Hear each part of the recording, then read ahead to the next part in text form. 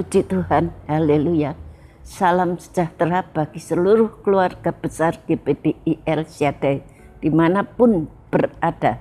Rise up, bangkit, bergerak, berdampak.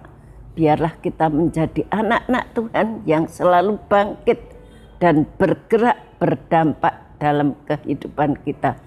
Kita hari ini sampai bacaan kita dalam Injil Markus pasal 8 ayat 27 sampai 30. Demikian bunyi firman Tuhan. Pengakuan Petrus. Kemudian Yesus beserta murid-muridnya berangkat ke kampung-kampung di sekitar Kaisaria Filipi. Di tengah jalan ia bertanya kepada murid-muridnya, katanya, "Kata orang, siapakah aku ini?" Jawab mereka, "Ada yang mengatakan Yohanes Pembaptis, ada yang mengatakan Elia, ada pula yang mengatakan Elia, ada pula yang mengatakan seorang dari para nabi." Ia bertanya kepada mereka, "Tetapi apa katamu, siapakah aku ini?" Maka jawab Petrus, "Engkau adalah Mesias." Lalu Yesus melarang mereka dengan keras supaya jangan memberitakan kepada siapapun tentang Dia. Saya beri tema firman Tuhan hari ini, kataku bukan katanya. Kataku bukan katanya. Dalam kitab Injil Markus ini diceritakan juga di Matius, juga ada Matius pasal 16. Diceritakan betapa seringnya Yesus itu pada waktu berada di dalam dunia ini, dia sering membawa murid-muridnya bepergian keluar kota. Namun perjalanan ke Kaisaria Filipi saat ini menjadi momen yang istimewa bagi murid-muridnya karena memuat sebuah pengakuan penting dari murid-murid Yesus.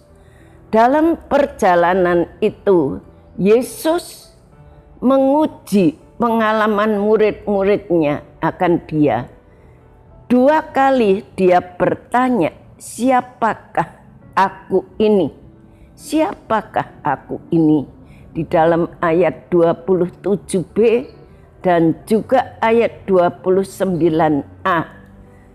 Pada pertanyaan yang pertama, menurut kata orang, Yesus adalah Yohanes Pembaptis.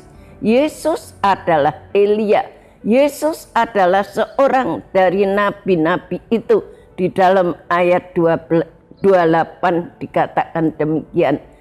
Pada pertanyaan yang kedua, Yesus meminta jawaban yang berasal dari pemikiran murid-murid itu secara pribadi. Maka Petrus menjawab, "Engkaulah Mesias."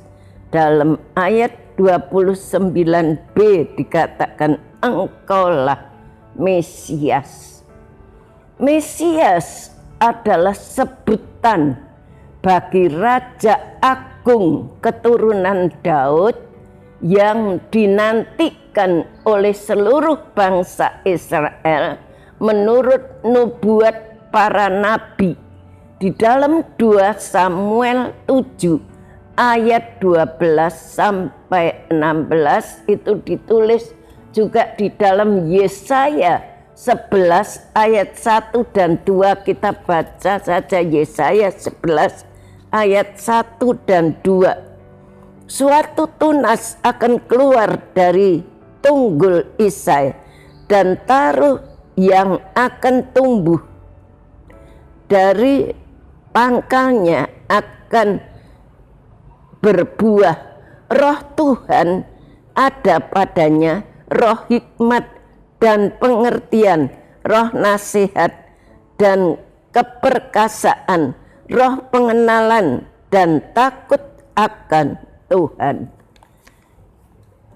di dalam Yeremia 23 ayat 5 juga ditulis demikian. Kita melihat Yeremia 23 ayat 5. Sesungguhnya waktunya akan datang, demikianlah firman Tuhan, bahwa aku akan menumbuhkan tunas adil bagi Daud. Ia akan memerintah sebagai raja dan yang bijaksana, dan akan melakukan keadilan dan kebenaran di negeri. Yang dikatakan ini adalah tentang Yesus. Yesus adalah tunas.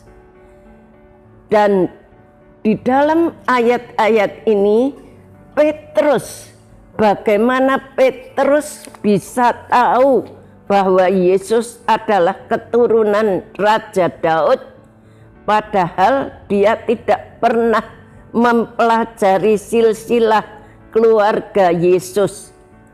Jawabannya kita melihat betapa Bapa di sorga yang mengungkapkan pengetahuan itu kepada Petrus. Bapa di sorga, Tuhan yang menyingkapkan itu kepada Petrus. Di dalam Injil Matius pasal 16 ayat 17 dikatakan demikian, kata Yesus kepadanya, berbahagialah engkau Simon bin Yunus, sebab bukan manusia yang mengatakan itu kepadamu, melainkan Bapakku yang di surga. Yang mengatakan, yang memberitahu, menyingkapkan semua itu adalah Bapa yang ada di dalam surga. Di sini kita bisa melihat perbandingan yang jelas antara orang-orang yang tidak begitu mengenal Yesus dengan para murid. Pengenalan orang-orang lain bersifat biasa yang semata-mata didasarkan pada pengamatan dan pengalaman indrawi. Hasilnya Yesus disangka hanya sebatas nabi, dianggap sebagai nabi seperti Elia dan sebagainya.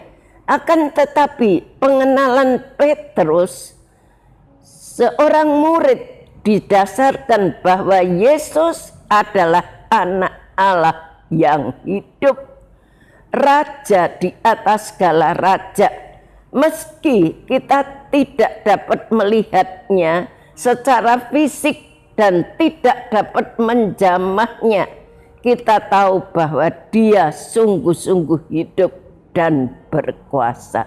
Dan kita bisa merasakan kuasanya, kekuatannya yang kita alami dalam hidup ini, dalam perjalanan kita. Kita bisa merasakan bahwa Yesus yang kita sembah itu adalah, dia adalah Allah di atas segala Allah yang maha kuasa.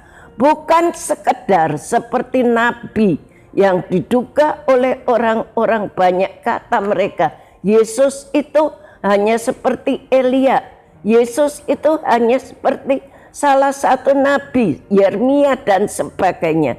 Tapi itu salah. Yesus adalah anak Allah yang hidup dan berkuasa. Betapa kita bersyukur kepada Allah karena dia telah mengaruniakan iman dan pengenalan yang sejati akan dia kepada kita. Jadi yang memberikan pengenalan sejati sehingga kita bisa mengenal Yesus itu siapa adalah Roh Kudus.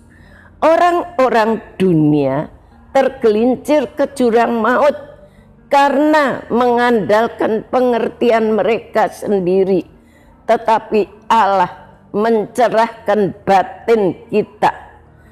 Berbahagialah kita yang diberi karunia iman, sekalipun tidak melihat, yang mengenal Allah bukan berdasarkan kata orang, tetapi kata kita.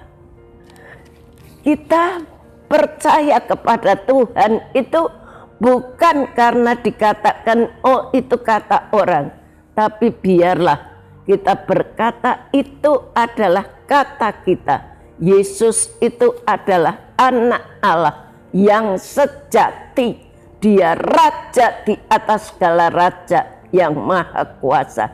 Dia sanggup menyertai kita terus dimanapun kita berada. Jadi bukan kataku, tapi bukan katanya. Kata orang banyak Yesus itu adalah seperti Elia, seperti Yeremia. Tapi Petrus menjawab, Yesus adalah anak Allah yang hidup. Biarlah kita juga boleh mengatakan Yesus adalah anak Allah yang hidup, berkuasa. Kita berhak untuk setia mengiring dia, setia melakukan apa yang Tuhan kehendaki di dalam kehidupan kita. Sekian firman Tuhan. Terima kasih telah mengikuti renungan 79. Kiranya dapat menjadi berkat kita semuanya. Bapak, Ibu, Saudara yang ingin didoakan untuk pokok doa tertentu, menceritakan kesaksian baik mujizat, kesembuhan, pemulihan masalah keluarga dan lain-lain, dapat disalurkan melalui cas WhatsApp di nomor 0813 27420088. Mari kita berdoa. Bapa yang ada di dalam surga, kami mengucap syukur kepadamu. Engkau sudah memberikan firman-Mu. Tuhan, ajar kami boleh lebih dalam mengenal Engkau. Bahwa Engkau bukan hanya seperti Yeremia, seperti Elia, sebagian daripada nabi atau raja-raja, tetapi Engkau adalah raja di atas segala raja. Engkau adalah nabi di atas segala nabi yang berkuasa. Kami bersyukur kami memiliki Allah seperti Engkau ya Tuhan. Berikan kepada kami penerangan seterusnya supaya kami boleh percaya kepadamu.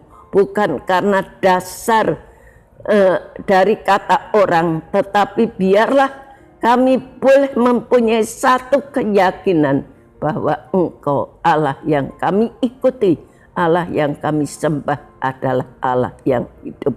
Berkati Ibu Gembala kami di dalam menggembalakan jemaat-Mu yang besar ini Tuhan. Kami percaya kekuatan daripada-Mu, hikmat, marifat yang daripada-Mu. Engkau terus singkapkan kepada Ibu Gembala kami supaya boleh disampaikan kepada seluruh keluarga besar GPDI El Shaddai. Tidak ada satupun rahasia firman-Mu yang tertutup, tetapi semua itu akan terbuka di hari-hari yang akhir ini, supaya keluarga GPDI El Shaddai ini boleh menjadi keluarga yang taat, yang cinta Engkau, yang setia, yang sungguh-sungguh mengiring kepadamu. Berkati multimedia yang dengan setia melayani kami, balas mereka dengan limpah-limpah. Terima kasih Tuhan, terima kasih dengar doa kami.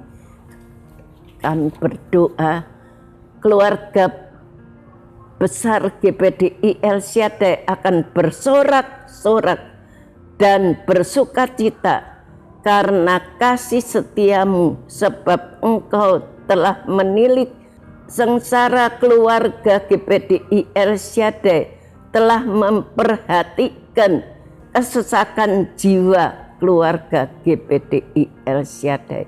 Terima kasih Tuhan, dalam nama Tuhan Yesus Kristus kami berdoa. Amin.